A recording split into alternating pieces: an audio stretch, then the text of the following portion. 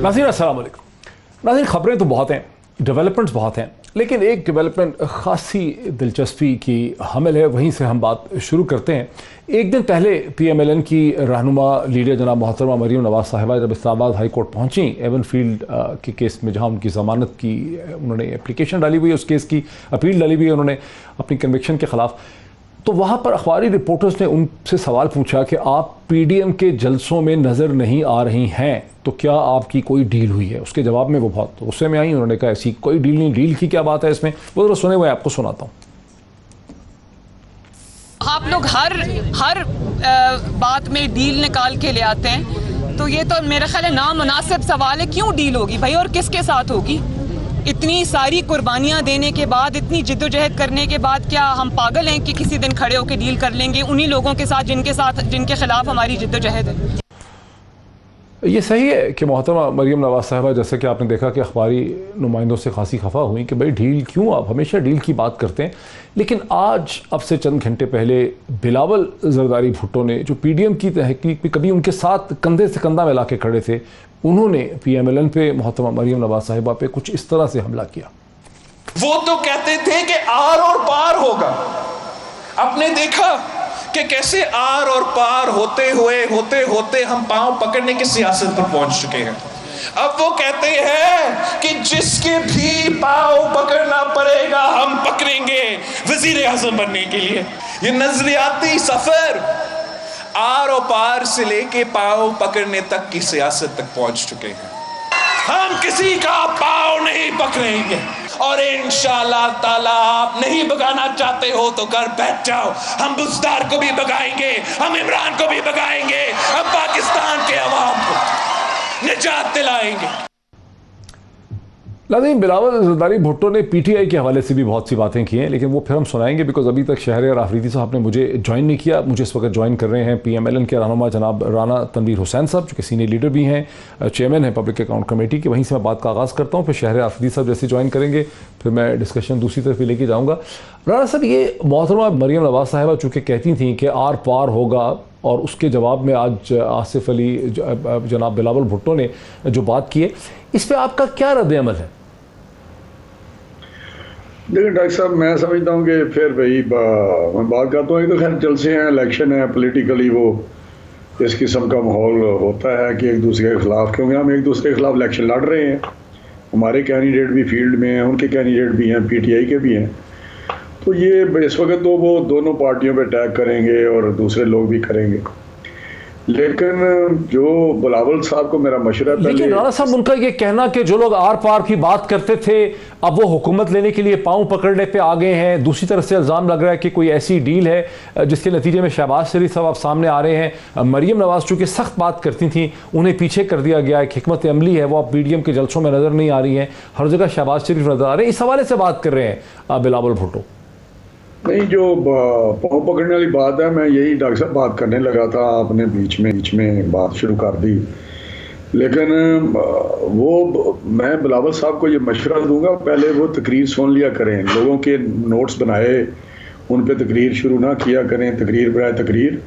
शहबाज साहब ने कोई इंटरव्यू दिया था, तो उस इंटरव्यू में उन्होंने कहा था कि नेशनल जो इंटरेस्ट हैं या नेशनल इश्यूज़ हैं, उन पे अगर बड़े भाई को मुझे बनाना पड़े, चाहे मुझे पाँव पकड़ना पड़े, ये एक सिंबॉलिक सी बात थी। और वरना तो उनकी फैमिली में आपको पता है जिस तरह का एहतराम आपस में है, और बड़े भाई वालिद की तरह हैं मियां नवाज शरीफ साहब, तो ये उसको उस से आगे लेके चले गया कि जी पाँव, जिसके भी पाँव पकड़ने पड़े पकड़ेंगे। मैं समझ ये नामुनासिब है, ये इस तरह का गुफ्तगू करनी या एक जिसकी कोई रेलेवेंसी ना हो, तो वो मुनासिब नहीं है। दूसरी बात, आपने एक क्वेश्चन किया था कि क्या, मुझे नहीं याद कि उसके बाद आपने क्या कहा है, इसके बाद के जी कोई आपने बात की थी, उसका मैं जवाब देना चाहता हूँ। चले, मैं बात को आगे बढ़ाता हूँ, मैं बात को आगे बढ़ाता हूँ, मैं बात को राणा साहब आगे बढ़ाता हूँ। चलें, बिलावल भुट्टो को हम एक साइड पर रख देते हैं, लेकिन PDM के जलसों का दोबारा शुरू होना और PDM के जलसों में मोहतरमा मरीम नवाज़ साहिबा का नज़र ना आना और उनकी जगह शहबाज शरीफ साहब का नज़र आना, और फिर उसके ऊपर हुकूमत की तरफ से तनकीद आनी कि देखा जिस तब्दीली की हम बात कहते थे PMLN में आ गई, ये वही चीज़ है जिसके ऊपर रिपोर्टर सवाल पूछते हैं कि भाई कोई मोहतरमा से कि आपकी कोई डील हुई है, क्या वजह हुई कि मोहतरमा मरियम नवाज साहिबा पस मंज़र में चली गई हैं और जो फ्रंट पे शहबाज शरीफ साहब आ गए? बड़ा सिंपल है इसका मेरा हाल इतना ज़्यादा, आप अगर इसको देखेंगे तो आपको जब मरियम बीबी प्रोएक्टिव रोल अदा कर रही थी, जलसे जुलूस कर रही थी, PDM की मीटिंग्स अटेंड कर रही थी, उस शहबाज साहब जेल में थे अगर आपको याद हो, तो नेचुरली उसके बाद फैमिली से तल्लक था इनका, उस फैमिली से, शरीफ फैमिली से, और लोगों में उनकी एक फॉलोइंग भी है, तो उनको वो मोबिलाइजेशन के लिए जो जलसे उस वक्त हो रहे थे PDM के प्लेटफॉर्म से, हमारी तरफ से वो जाती थी, वो तकरीरें करती थी PMLN की तरफ से। अब शहबाज साहब बेल होगी आगे, तो अब वो नेचुरली सदर हैं PMLN के, और वही वो करेंगे सारे काम, PDM के प्लेटफॉर्म से हों या असम्बली में हों या जो भी हमारी पार्टी के सारे मामलात हैं, ऑफ कोर्स मियां नवाज शरीफ साहब की गाइडेंस में। लेकिन मरियम बीबी की अगर ड्यूटी लगाते हैं हमारे कायद नवाज शरीफ साहब और शहबाज साहब, जिस तरह इलेक्शन है अब आज़ाद कश्मीर में, तो वहाँ उनकी ड्यूटी लगी है। शहबाज साहब 2-3-4 जलसों में जाएंगे जो जलसे हैं, मेजर पब्लिक रैलीज हैं, लेकिन जो बाकी हमारा प्रोग्राम है उसमें मरियम बीबी एड्रेस करेंगी क्राउड को।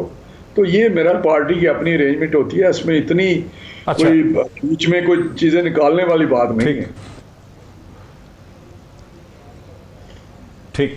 सो बेसिकली राना तनवीर साहब, नाज़रीन, राना तनवीर साहब ये समझते हैं कि चूँकि शहबाज शरीफ साहब जेल में थे, इसलिए मोहतरमा मरियम नवाज साहिबा जो हैं वो ज़्यादा लीड लेते नज़र आ रही थी। अब चूँकि शहबाज शरीफ साहब बाहर आ गए हैं, वो खुद मंजर आम पे हैं, वो पार्टी के सरबराह हैं, एक्टिंग प्रेसिडेंट हैं, तो अब ज़ाहिर है कि लीड वही लेंगे, लेकिन आज़ाद कश्मीर के जलसों में हमें मोहतरमा मरियम नवाज साहिबा की नज़र आएंगे। थोड़ा सा आगे चलता हूँ, चूँकि शहरियार आफरीदी साहब ने हमें ज्वाइन किया है।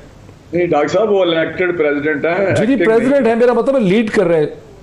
हाँ, इलेक्टेड प्रेसिडेंट। सॉरी सर, गलत। शहरियार आफरीदी साहब जो हैं, चूँकि मेरे साथ हैं और वो इस वक्त नहीं थे, तो मैं वो टुकड़ा नहीं सुनाना चाहता था।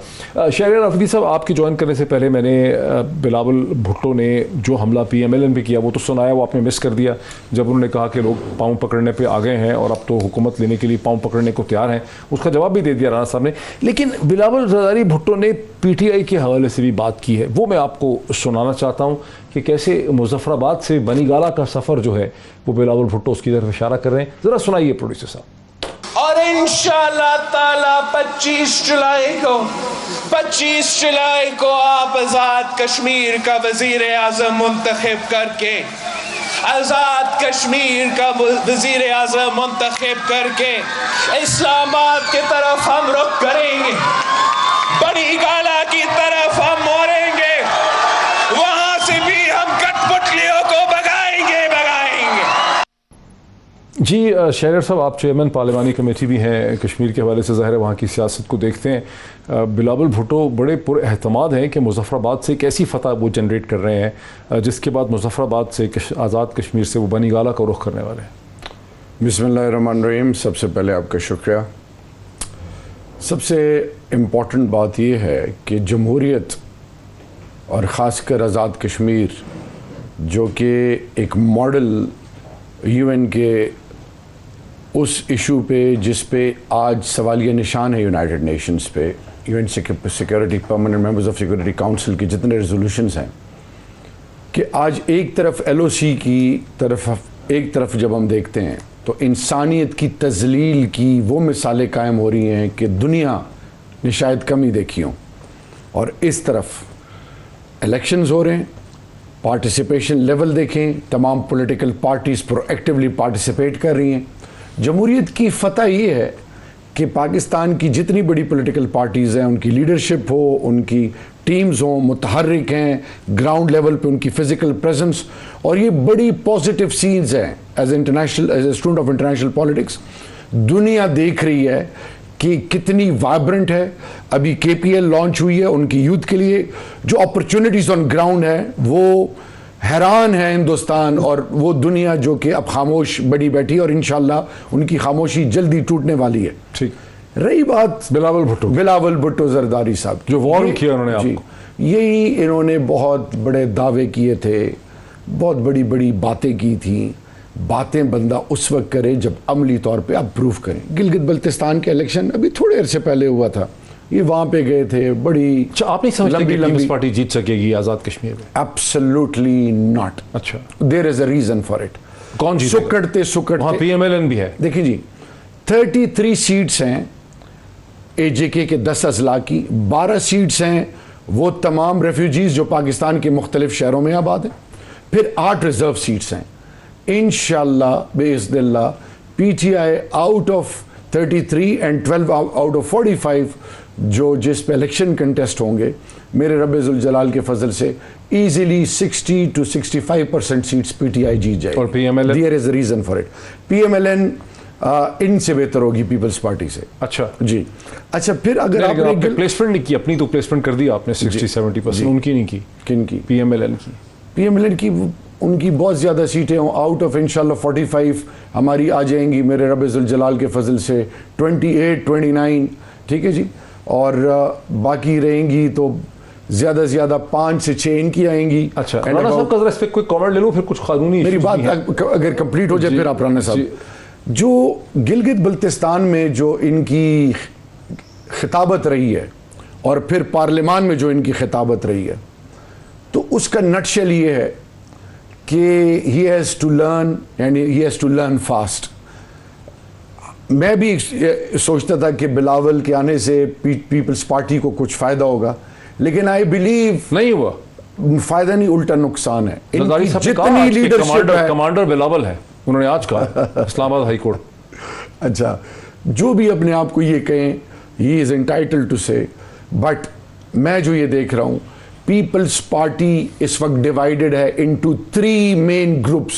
एक वो ग्रुप है अच्छा, ये जो पंजाब सेंट्रिक है। इस पे फिर बात करते हैं, लंबी हो जाएगी बात। राणा साहब, आज़ाद कश्मीर के इलेक्शन में आपकी क्या प्रेडिक्शन है कि आपकी जमात कहाँ खड़ी होगी? देखिए, हमारा डॉक्टर साहब फिर वही एक है कि एक साफ शफाफ इलेक्शन जहाँ भी होगा वहाँ इंशाल्लाह PMLN जीतेगी, क्योंकि कश्मीर में शहरयार अफरीदी साहब क्योंकि कश्मीर कमेटी के चेयरमैन भी हैं, इनका शायद उधर आना जाना हुआ हो कश्मीर में, लेकिन वहाँ पे जो डेवलपमेंट हुई है हमारे टाइम पे, जो लोगों को रिलीफ मिला है या लोगों को सहूलतें मिली हैं, उनका मेरा अनप्रेसिडेंटेड है। वहाँ किस तरह वहाँ लोगों को बेहतर ज़िंदगी, मेयार ज़िंदगी बेहतर किया गया, तो naturally they look towards PMLN। तो मैं समझता हूँ कि अगर फेयर शफाफ इलेक्शन हुए तो यकीनी तौर पे हम जीतेंगे और हुकूमत बनाएंगे। लेकिन बाकी जिस तरह गिलगित बल्तिस्तान का अफरीदी साहब ने ये आपने बड़ी दिलचस्प, राणा साहब मैं थोड़ा सा आगे भी निकलना चाह रहा हूँ, लेकिन बहुत ही इंटरेस्टिंग आपने जो है उस पर एक कंडीशन लगा दी है, कतगन लगा दी है। आपने कहा कि अगर फेयर और ट्रांसपेरेंट इलेक्शन हुए, अगर इसका मतलब है कि अगर आपकी पार्टी ना जीती तो फिर इलेक्शंस को आप फेयर और ट्रांसपेरेंट जो है नहीं समझ पाएंगे। लेकिन बहरहाल नज़ीर, एक और भी बहुत इंपॉर्टेंट 2 डेवलपमेंट्स आज हुई हैं। एक तरफ हम देखते हैं कि ख्वाजा डॉक्टर साहब मेरी बात सुने, इस तरह आप इंटरप्रेट ना करें। आपने कहा ना सर, मैं समझता हूँ कि फेयर एंड फ्री इलेक्शन जिस तरह 2018 का इलेक्शन हुआ था, ये मैं नहीं समझता कि आप लोगों को पता नहीं है, डॉक्टर मोहित पीरजादा साहब को नहीं पता या किसी को पाकिस्तान में नहीं पता कि इलेक्शन किस तरह हुए, किस तरह चीज़ें हुई। तो मैं समझता हूँ कि हमारा तो एक ही यही मिशन भी यही है कि पाकिस्तान का जो मसला है, जो हमारे अबू पर बात आती है, हम कहते हैं कि कॉन्स्टिट्यूशन और रूल ऑफ लॉ हो और एक साफ शफाफ इलेक्शन यहाँ होने चाहिए ट्रांसपेरेंट पाकिस्तान में। और अगर गिलगित बल्तिस्तान वाली वहीं पे फिल्म दोबारा चलाई गई तो यकीनी तौर पे लोगों को जो वोट देने की आज़ादी है या वोट जिसको देते हैं उसका नहीं निकलता, तो वो एक अलग बात है जो एक हकीकत है। ठीक है, वो तो फेयर एंड फ्री नहीं लगाई वो दुनिया देख रही है। फिर आते हैं जनरलाइज सियासत पे, फिर आते हैं जी। राणा साहब मेरे साथ रहिए। मैं राजा आमिर अब्बास साहब ने, जो सुप्रीम कोर्ट ऑफ पाकिस्तान के एडवोकेट हैं, उससे पहले नैब से ताल्लुक़ रह चुका है बहुत सीनियर पोजीशन पे, उन्होंने भी हमें ज्वाइन किया है। राजा आमिर अब्बास साहब, 2 डेवलपमेंट्स कम अज़ कम बहुत ही दिलचस्प जो है वो आज हमारे सामने आई है। एक तरफ देखते हैं कि लाहौर हाई कोर्ट से ख्वाजा आसिफ साहब की जो बेल है उसका एक डिटेल डिसीजन सामने आ गया, और इस्लामाबाद हाई कोर्ट ने जो है वहाँ पर इस्लामाबाद हाई कोर्ट से आसिफ अली जरदारी साहब की प्री अरेस्ट बेल भी हो गई है। अब ये सारे केसेस जो नैब ने बनाए थे, एहसन इकबाल साहब के ऊपर भी जो केस था उसकी भी एक तफसीली उनकी मेरे ख्याल जमानत की आ गई। नैब ने जितने केसेस बनाए थे एक एक करके वो सारे ठुस हो गए हैं। आपका ताल्लुक नैब से रहा है, आपका ताल्लुक वकालत से भी है, नैब का मुस्तकबिल है क्या? देखिए डॉक्टर साहब, नैब का मुस्तकबिल जो सा है वो इनडायरेक्टली अगर हम देखें तो वो प्रोपोर्शनेट करता है पाकिस्तान के मुस्तकबिल से। पाकिस्तान का मुस्तकबिल की जो उसमें सबसे बड़ी रुकावट है वो यही करप्शन है, वो यही लूटिंग एंड प्लंडरिंग है, वो यही इंसाफ का एक ऐसा दौरा मेयार है कि जिसमें ये बड़ी जो पावर्स हैं या ये जो बड़ी शख्सियात हैं ये इसको एक अपना एक ऐसा इंस्ट्रूमेंट बना लेते हैं, चाहे वो नैब के कवानीन हो या वो अदालती निज़ाम हो, उससे एक ऐसा खिलवाड़ कर लेते हैं कि ultimately at the end of the day ये वहां से सुरखरू होके विक्ट्री का निशान बना के ये जजमेंट लेके निकलते हैं कि जी इनको कनेक्ट नहीं किया जा सका इस क्राइम से, which politically goes in their favour, लेकिन वो मुल्क के और अवाम के खिलाफ जाता है क्योंकि बड़े अरसे के बाद अवाम को एक तासुर मिला था कि शायद ये पानामा केस के बाद अब इस मुल्क में जो ये रूलिंग क्लास है या जो एलीट क्लास है या जो माफिया और कार्टेल्स हैं उनका भी किसी तरीके से ये फेलियर किसका है? एबिलिटी हो। देखिए अल्टीमेटली ये स्टेट का और हुकूमत का फेलियर है, बिकॉज नैब जो है वो एक अदारा है, इट्स अ टूल कि जो आपने अकाउंटेबिलिटी के लिए जिसको इस्तेमाल करना है। अब इस टूल में अगर या इसके कवानीन में या इसके स्ट्रक्चर में कोई आपको इश्यूज हैं, कोई आप 3 साल से बैठे हुए हैं, आप देख रहे हैं कि इसकी परफॉर्मेंस नहीं आ रही, ना सिर्फ हुकूमत देख रही है, अदालतें देख रही हैं, अवाम देख रही हैं कि डिलीवरेंस नहीं है, हमें एक वो फिगर्स आ जाते हैं कि जी इतनी रिकवरी होगी कहीं से, लेकिन व्हाट पीपल वांटेड टू सी कि जनाब ये जो इंसाफ का दौरा मेयार है या जो कहा जाता था एक दो नहीं एक पाकिस्तान होगा, तो क्या हुकूमत ने किसी अंदाज में नैब के जो कवानीन है, नैब को आप ये मत समझिए कि सिर्फ जावेद इकबाल, नैब को समझिए कि ये अदारे को मजबूत करने के लिए हुकूमत ने क्या किया, इन कवानीन की। अब बात हो रही है कि जनाब नैब में ठीक है चेयरमैन आए थे नून लीग के शाहिद खाका नबासी और खुर्शीद शाह के वक्त में, उसके बाद नैब ने केसेस बनाए, ओपन एंड शट केसेस हम देखते रहे, हम वो प्रेसेस देखते रहे, हम वो डॉक्यूमेंट्री एविडेंस देखते रहे, लेकिन अल्टीमेटली क्या हुआ कि तमाम इस वक्त डॉक्टर साहब एक भी जो पिछली रूलिंग पार्टी थी पाकिस्तान मुस्लिम लीग नून, उसका एक भी कोई पॉलिटिकल फिगर ऐसा नहीं है प्रोमिनेंट कि जो नैब की कस्टडी में हो या जिसकी जमानत ना हुई हो। इसकी क्या वजह है? कहाँ गया वो ख्वाजा बिरादरान का केस, ठीक है, कहाँ गया वो प्रिंसिपल? तो ये इसमें बड़े सवालात उठते हैं। राज साहब मेरे साथ रहिए, मेरे साथ हैं राना तनवीर साहब भी मेरे साथ हैं, शहर आफरीदी साहब भी मेरे साथ हैं। दिलचस्प चीज़ है कि नैब के केसेस बड़े कमज़ोर थे, नैब खुद बड़ी कमज़ोर है, हुकूमत की कमज़ोरी है, किसकी कमज़ोरी है? अदालतों की कमज़ोरी है। बहरहाल नैब का तो तकरीबन हशर ही हो चुका है, उसके केसेस का ख़त्म हो चुके हैं। इस पर बात करते हैं मज़ीद एक ब्रेक के बाद। नाज़रीन वेलकम बैक। वक्फे से पहले बात यहाँ तक पहुँची थी कि 2010 से आप कह सकते हैं 2021 तक एक बहुत बड़ी पाकिस्तान में सियासी कैंपेन लॉन्च की इमरान खान साहब ने, तहरीक इंसाफ ने, करप्शन के ख़िलाफ़, इंसाफ के लिए और करप्शन के ख़िलाफ़। और इस कैंपेन के नतीजे में बहुत नैरेटिव बना, इसमें जॉइंट इन्वेस्टिगेशन टीम्स बैठी, इसमें हज़ारों लाखों सफ़ों की मीडिया नैरेटिव डेवलप हुआ, सैकड़ों या हज़ारों सफ़ों की GIT रिपोर्ट्स लिखी गई, केसेस बने, गिरफ्तारियाँ हुई, मुकदमात अदालतों में गए, कहीं कन्विक्शंस हुई, कहीं टर्न हो गई, कहीं अपील्स हुई। हासिल जमा ये निकला नतीजा कि अब 2021 में हम देखते हैं कि एक एक करके नैब के बनाए हुए तमाम केसेस जो हैं वो ठप हो गए। और सुनने में ये भी है कि चेयरमैन नैब जो हैं वो शायद 2 माह में अब रिटायर भी हो जाएंगे। उसके बाद एक नया मसला खड़ा हो जाएगा कि नैब का चेयरमैन जो है वो किस तरह से बन सकता है। क्या इसका मतलब ये है कि इसका जो इखलाकी रिजल्ट निकला, जो मॉरल इम्पैक्ट निकला कि पाकिस्तान जैसे मुल्क में या तो केसेस ही गलत बनाए गए हैं सारे, जो कि अपोजिशन कहती है, या ये कि केसेस ठीक भी होते हैं लेकिन रियासती इदारे जो हैं उनमें इस किस्म की कोई सलाहियत ही नहीं है, या वो प्रोसिक्यूशन एजेंसीज़ हों, पुलिस हों, इन्वेस्टिगेशन एजेंसीज़ हों। यहीं से हम बात को आगे बढ़ाते हैं। आपकी हुकूमत का और आपकी पॉलिटिकल तहरीक की बहुत बड़ी ये नाकामी है जो कि राजा आमिर अब्बास साहब ने डिस्क्राइब की ब्रेक से पहले। और अच्छा, जब भी आप किसी चीज़ का तज्जिया करते हैं, there are 2 sides of the coin. एक तो राजा साहब ने आपके सामने रख दिया कि हुकूमत को भी नाकामी का सामना होता है और सबसे आवाम के साथ ज्यादा। अभी राणा साहब ने भी देना अपना पर्सपेक्टिव, जो यकीनी तौर पे ये समझते हैं कि केसेस बने ही गलत। They are entitled. आप तो ये समझते हैं कि केसेस बने ठीक, लेकिन अगर आप मुझे बोलने देंगे ना, तो बिकॉज वो जो मेरे जेहन में है, आप एक ही दफ़ा कंप्लीट करें so that I can answer you then. Doctor साहब, सबसे इंपॉर्टेंट चीज़ ये है कि एक तरफ नैब ने 484 अरब रुपए से ज़्यादा रिकवर किए इन 3 सालों में।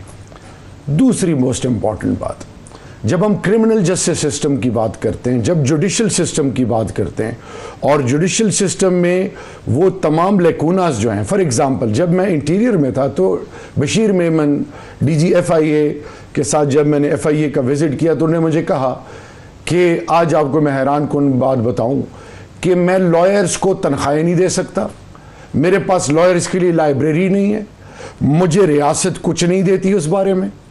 फिर एक स्टेप और आगे जाते हैं, जब आप उन लॉ फर्म्स को हायर करते हैं जो करोड़ों में चार्ज करते हैं, जिनके पास रेलेवेंट एक्सपर्टीज होती है, और नैब में लीगल टीम्स को क्या मिलता है, अब राजा साहब से जरा पूछें, उनका आप कंपैरिजन करें। इसीलिए जब तो सेनेट साहब ये कह रहे हैं कि इसको किसने ठीक करना था, इसी पे आ रहा हूं, देखिए जी, इसीलिए जब सेनेट में ये क्वेश्चन आया तो हमने कहा कि इस पर डिबेट होनी चाहिए। बदकिस्मती से ऑपोजिशन 2/3 मेजॉरिटी पार्लिमानी निज़ाम हुकूमत में नंबर्स गेम है। 2/3 मेजॉरिटी, कोई चीज़ नैब पे रिफॉर्म्स हो, जुडिशल रिफॉर्म्स हो, क्रिमिनल जस्टिस सिस्टम हो, इंस्टीट्यूशनल रिफॉर्म्स हो, वो पार्लियामान में करने हैं, उसका ये फिलहाल फ़ायदा उठा रहे हैं। और सबसे बड़ा जो ड्रॉबैक है PTI के साथ वो ये है कि नंबर्स हमारे पूरे नहीं है। अब आती है कमिटमेंट की। मेरा प्राइम मिनिस्टर बारहा कह चुके हैं कि हर निज़ाम चल सकता है, जुल्म का निज़ाम नहीं चल सकता। ये जो इस वक्त लाइसेंस मिला हुआ है और ये माफियाज हर जगह बैठे हैं, इनके अंदर जो कमिटमेंट है, इनका जो ओवरऑल ये जो साइकिल एक बना हुआ है, इतना विशियस साइकिल है कि इसमें वो लोग या डिस्करेज कर दिए जाते हैं जो रियासत या हक के लिए इस्तेमाल होते हैं। अब मोस्ट इंपॉर्टेंट बात ये है, तो राणा साहब को भी लूँ मैं। जी राणा साहब, अगर हम ये मान भी लें कि आपकी जमात के लीडरान पे जो केसेस बने PMLN पे, वो जो है वो गलत बने, वो रिवेंज में बनाए गए, सियासी मकासद से बनाए गए, तो जो आसिफ अली जरदारी साहब के ऊपर केसेस बने, वो जो 45 अरब रुपए जो हैं लोगों के, गरीब लोगों के बैंक अकाउंट्स में से निकल आए, आप क्या समझते हैं कि वो सारे केसेस भी गलत थे? देखिए, मैं डॉक्टर साहब, मैं आप बताऊं, पहले तो अफरीदी साहब ने जो बात की है रिकवर करने वाली बात के नैब ने रिकवर की है, अगर आप उसको देखेंगे उठा के तो आपको मिलेगी हाउसिंग सोसाइटियों से, डबल शाह से, किसी एक्सियन से, इस किस्म की इनकी परफॉर्मेंस होती है। दूसरी बात रही कि जी जरदारी साहब के तो केसेस पी जाने, वो अदालतों में जाने, लेकिन हम आपको बताते हैं कि हमारे केसेस, आपने पनामा की बात की, तो पनामा में क्या निकला, बात वो कामा पे जाके बात ख़त्म हुई सुप्रीम कोर्ट में। JIT बनी, उसने अगर इतना ही उसके पास एविडेंस था तो फिर प्रोसिक्यूशन को तो बहुत आसानी होनी चाहिए थी। तो अभी आप केस को अंदाज़ा करें कि वहाँ पे जो जजमेंट आती हैं, जो आपके केसेस का तो मैंने आपसे राणा साहब इसलिए नहीं पूछा कि फेयर नहीं होगा, अगर मैं आपसे कहूं कि आपके केसेस सही थे या गलत थे आपके लोगों पे जो बने, इसलिए मैंने पूछा कि दूसरी तरफ लोगों पे केसेस बने कि भी अकाउंट्स में से 45 अरब रुपए निकल आए, वो आपको क्या लगता है कि वो भी केसेस सही नहीं थे? राजा साहब ने एक बात की है कि हुआ वहां भी कुछ नहीं। राजा अमर साहब ने एक बात की है कि ये केस जो है ये बड़े 100% दुरुस्त हैं, लेकिन मैं आपको बताऊं कि राजा साहब क्योंकि नैब के साथ भी मुंसलिक रहे हैं, बड़े लीडिंग वकील भी हैं, मुझे ये बता दें कि क्या प्रोसिक्यूशनल जब जजमेंट आती है कि ना वो करप्शन लिंक कर सकते हैं, ना वो कोई भी, आज एहसन इकबाल का केस देखें आप, मुझे बताएं, एक स्पोर्ट सिटी बना, उसको सारे प्रोसेस से गुजार के उन्होंने वहाँ बना दिया, क्या वो पाकिस्तान का हिस्सा नहीं है कि वहाँ स्पोर्ट्स एक स्टेडियम जो है वो उन्होंने शुरू कराया? अगर मैं अपने इलाके में या शहरियार अफरीदी साहब अपने इलाके में कोई सड़क शुरू कर रहे हैं तो कहेंगे कि आपने ये सड़क क्यों बना दी? तो मैं समझता हूँ कि आज उनकी जजमेंट देखें, ख्वाजा असद साहब को तो पहले ही उस पर अब्जॉल्व किया हुआ था सुप्रीम कोर्ट ने, इस्लामाबाद हाई कोर्ट ने, सब ने जजमेंट दी हुई थी उनके केसेस में। तो ये सारी चीज़ें अगर राजा साहब देखेंगे तो प्रोसिक्यूशन वाले कोई चीज अगर उनके पास हो तो इतने भी नालायक राजा साहब नहीं से है राजा कि साहब वो से पूछते हैं ना, कर सके, कोई एविडेंस ना दे सके, राजा साहब इस पे क्या जवाब? ठीक, तो ये मैं समझता हूँ कि ये चीजें हमें देखनी पड़ेगी। क्या हमें राणा साहब अपनी पॉलिटिकल विक्टिमाइजेशन पे राणा साहब कैसे आप जवाब देंगे जो मेकअप नहीं करना, केसेस नहीं बनाने, बल्कि हाँ नैब का हम भी इंसाफ चाहते हैं क्रॉस द बोर्ड। सबसे क्वेश्चन आपने कहा इमरान खान साहब की मैं लास्ट में एक बात कर दूं, वो नैरेटिव लेके चले, कन्विक्शन के साथ चले। राणा साहब आने देना जरा, राजा साहब को आपने सवाल उनके लिए उठाया है, जरा राजा साहब को जवाब तो देने दें, क्योंकि सवाल का जवाब वहीं हो जाए ना तो अच्छा होता है, बात आगे निकल जाती है। नहीं, जब इलेक्टेबल लिए थे, जब उन्होंने करप्ट लोग अपने साथ बिठाए थे, जब आधी कैबिनेट से ज्यादा वो है जो रेफरेंस जिनके खिलाफ इंक्वायरियां या रेफरेंस चल रहे हैं, जब वो लेके चलेंगे पुराने। अगले दिन मुझे किसी ने भेजा कि जरदारी साहब की कबीना राणा साहब बात आगे निकल जाती है मेरी, फिर आप किस तरह कहेंगे? रिक्वेस्ट ये है कि राजा साहब से जवाब ले लेते हैं, बिकॉज ये बात फिर आगे निकल जाती है, फिर वो लोगों को समझ नहीं आता बाद में। राजा साहब जो सवाल उठाया ना राणा साहब ने आपसे, उसका तो जवाब देना कि फिर आखिर नैब के पास अगर था ही कुछ नहीं, ख्वाजा आसिफ के केस में देख लें, उन्होंने चार्जशीट तक नहीं, उनको रेफरेंस भी नहीं डायल किया। देखिए अब इसमें बात यह है कि असल में तो ये जवाब देना था नैब ने बहुत से जवाब देने थे कि हालिया रिसेंट एक जजमेंट आई, मैं राणा साहब के सवाल का जरूर जवाब अभी दूंगा, मियां नवाज शरीफ की जजमेंट आई, तो मियां नवाज शरीफ साहब की जो जजमेंट में उन्होंने एक बड़ी खूबसूरत सी राहदारी खोल के रख दी गई कि मियां साहब जब आएंगे या सरेंडर करेंगे तो फिर वो उनका केस मेरिट पे टेकअप किया जाएगा और वो दरखास्त लगाएंगे साथ कि जनाब क्या वजूहात थी, कोविड थी, मेरी बीमारी थी या कोई और वजह थी, मैं अपनी ऑडियंस या मैं ट्रेवल बैक नहीं कर सका, अदालत में नहीं आ सका। तो क्या नैब ने इस ऑर्डर को चैलेंज किया सुप्रीम कोर्ट ऑफ पाकिस्तान में कि जनाब ये जो प्रेसिडेंट आपने दिया है ये किसी जगह पे मौजूद नहीं है, एक फ्यूजिटिव ऑफ लॉ को इस किस्म की फैसिलिटी नहीं दी जाती। दूसरी तरफ हम देखते हैं कि पीछे एक वो आया था ब्रॉडशीट वाले केस में, जज साहब ने तो उन्होंने कहा कि जी वो जरदारी साहब के केसेस के डॉक्यूमेंट्स जो टेक्ना और दूसरे केसेस के हैं जिसमें वो बरी हो गए थे, जिसकी अपीलें इस्लामाबाद हाई कोर्ट में अब भी पेंडिंग है, क्या नैब ने वो डॉक्यूमेंट्स वहां पे ओरिजिनल जाके जमा करा दिए और बता दिया कि जनाब वो इक्विटल तो गलत था, ये हमारे गोदाम में उसके डॉक्यूमेंट्स मौजूद हैं।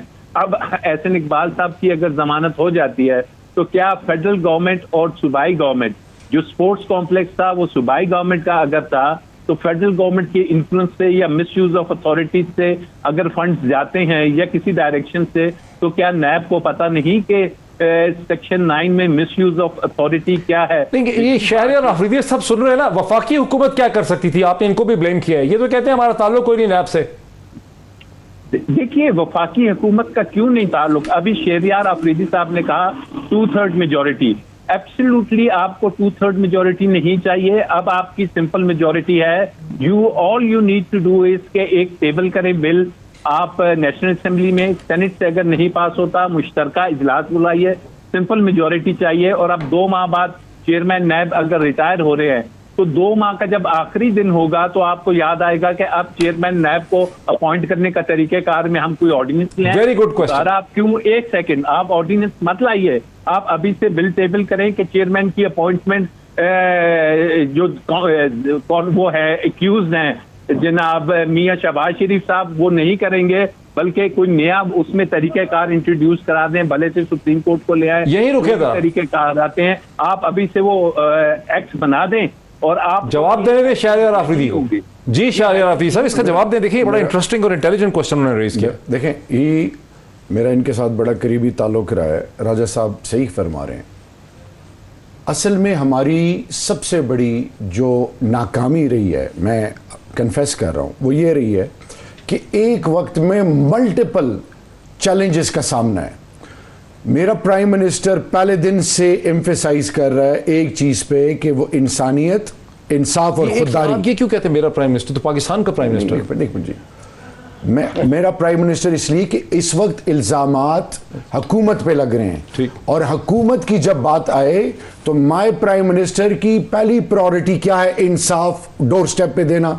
इन तमाम माफियाज को चैलेंज उन्होंने किया, इंस्टीट्यूशनल रिफॉर्म्स की बात वो कर रहे हैं। सबसे बड़ी बात ये कि आज हर चीज इमरान खान इस मुल्क में एक ऐसा कल्चर ले आए जहां पे अमीर गरीब का फर्क खत्म और लोग कटहरों में खड़े हैं और आंसरेबल हैं, लेकिन still he is at the receiving end for a reason कि वो सिस्टम।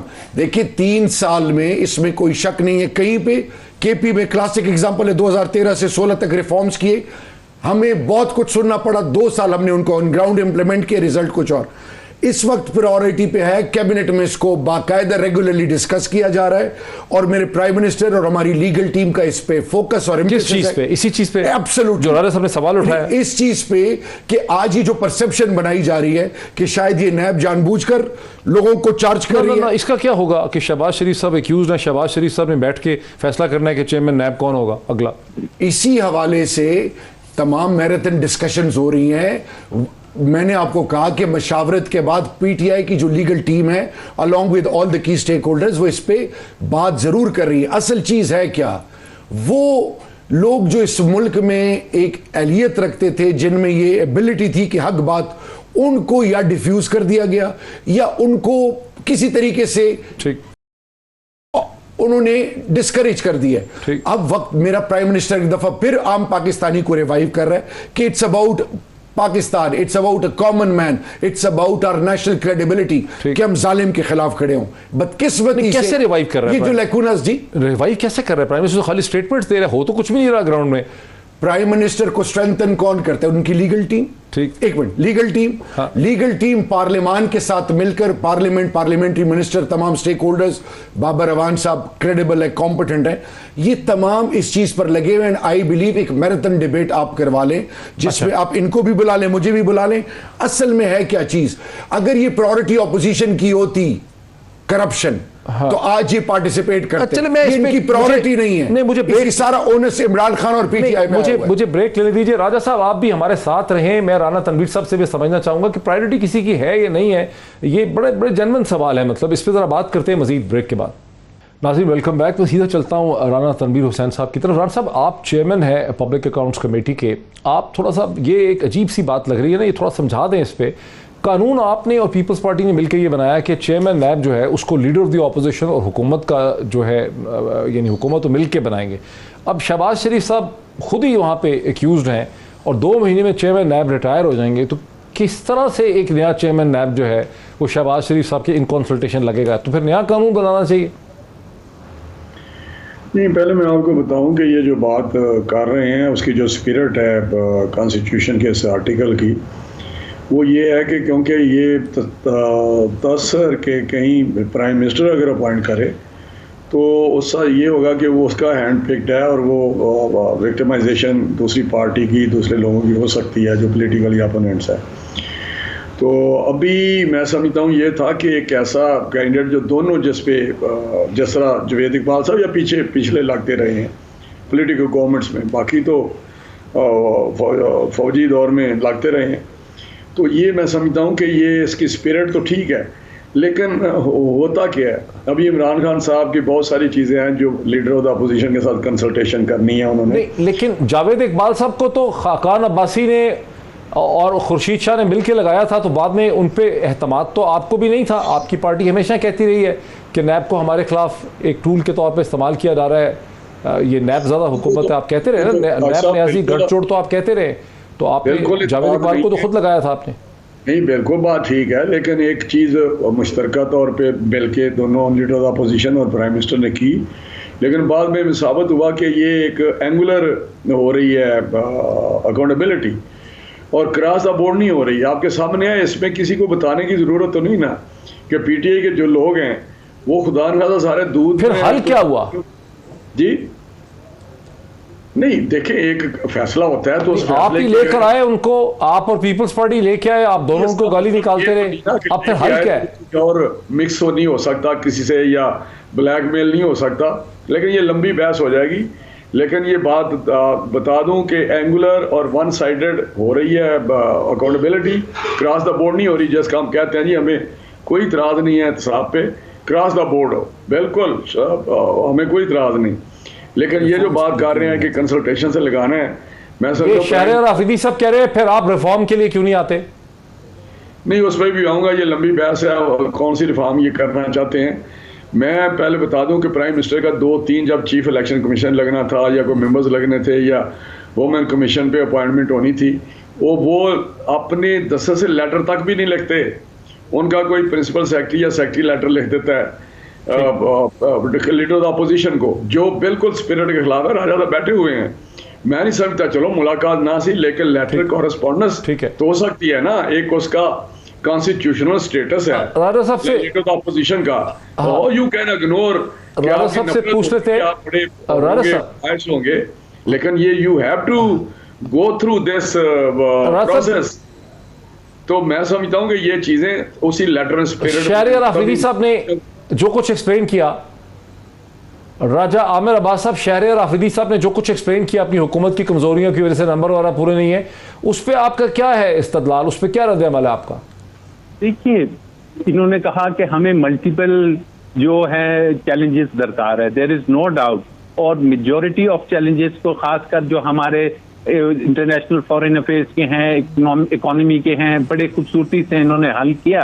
लेकिन अब बात यह है कि ये चैलेंज जो सा है, ये एक ऐसे दीमक की तरह आपकी कौम को चाट रहा है कि अगर इंटरनेशनल इंडेक्स में आप अपने अदालती निजाम को देखते हैं, अब राना साहब ने बात की मेंबर इलेक्शन कमीशन की, ये इस हाइट के जनाब पॉलिटिकल पार्टीज उनको अपॉइंट करती हैं। अब 2 पुराने मेंबर्स थे, एक पीपल्स पार्टी का था, एक नून लीग का था, अब 2 नए आए हैं, एक मेंबर आ गया कि जनाब फिर दोबारा ऑपोजिशन को दे दिया गया कि जनाब आप नाम दे दें। फिर इशू क्या होता है कि जब इलेक्शन कमीशन में कोई ऐसी डिबेट होती है, या जैसे उन्होंने अभी इलेक्शन रिफॉर्म्स में वो पार्टी बन गए हैं, तो वहां पे ये प्रॉब्लम होता है कि जब पार्टी से नॉमिनेशन आई होती है मेंबर्स की, जब किसी पॉलिटिकल पार्टीज ने उनको नॉमिनेट किया होता है, तो they have to listen and facilitate those political parties. इस चीज को चेंज करें ये लोग पार्लियामेंट में आके, और नैब में आप यकीन करें कि लास्ट डे पे जब आके ये ऑर्डिनेंस या कुछ लाएंगे, ये मामला इतना स्टकअप हो जाएगा,